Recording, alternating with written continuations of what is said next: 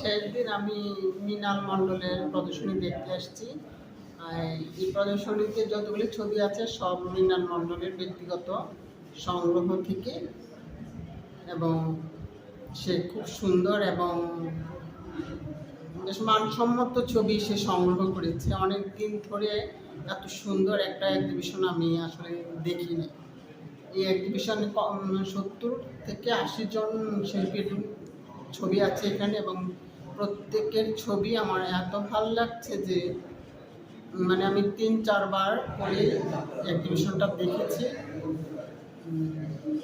আমি মৃণাল একটা উদ্দেশ্য নিয়ে ছবি সংগ্রহ করে আসছে অনেক দিন থেকে, এবং আমি আশা করি মৃণাল যে উদ্দেশ্যে ছবি সংগ্রহ করছে এবং তার উদ্দেশ্য সফল হবে।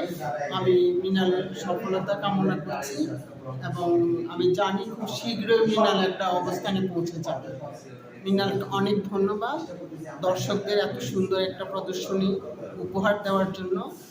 আমি দর্শকদের কাছ থেকে শুনেছি যে তারা অনেকেই বলেছে যে অনেক সুন্দর একটা প্রদর্শনী আমরা দেখেছি, এবং আমরা এই প্রদর্শনী দেখে অত্যন্ত আনন্দিত, এবং মৃণালের জন্য তারা ভীষণভাবে প্রশংসা করেছে মৃণালকে। আমিও মৃণালকে অনেক প্রশংসা করি। মৃণাল আমার ছোট ভাইয়ের মতো। সে ছোট বয়স থেকে মৃণালকে আমি চিনি।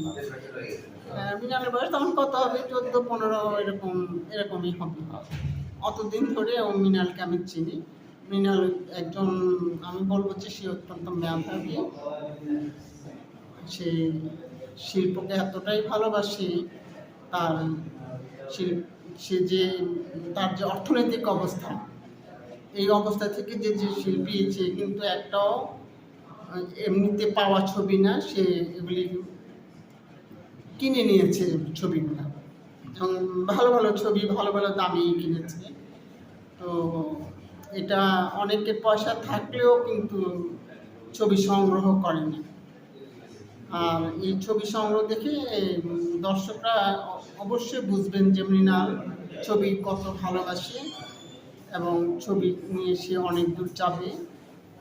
আমি আশা করি মৃণাল তার লক্ষ্যে পৌঁছবেই। মৃণালকে অনেক ধন্যবাদ।